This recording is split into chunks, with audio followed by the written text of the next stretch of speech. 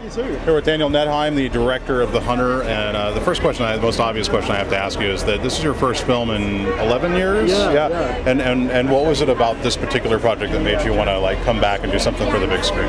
Well, I got to say, the film took 8 years to develop and get financed. I think it was the beauty of the story and the beauty of the landscapes that were depicted in that story that kept me going.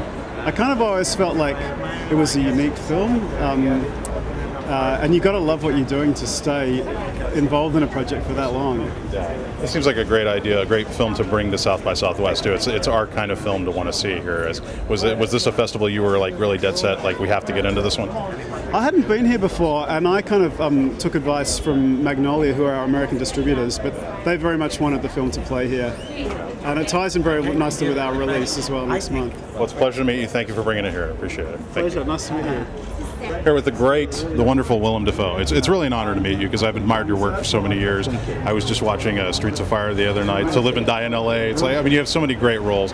This seems like a part that would be really fun to kind of sink your teeth into. I mean, a great meaty role. It is, and since I'm in practically every frame in the movie, it's nice because I can really sit with the story and really have the story work on me. I don't have to make certain kind of rushes to judgment about who this character is. You can really sit with it, and the story affects you, and something moves mysteriously, and the story takes its own rhythm, and it's like magic. I like it when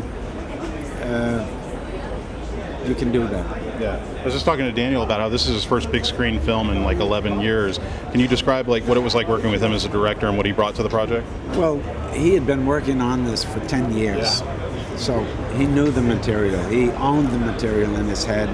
And I always like working with people when it's a passion project.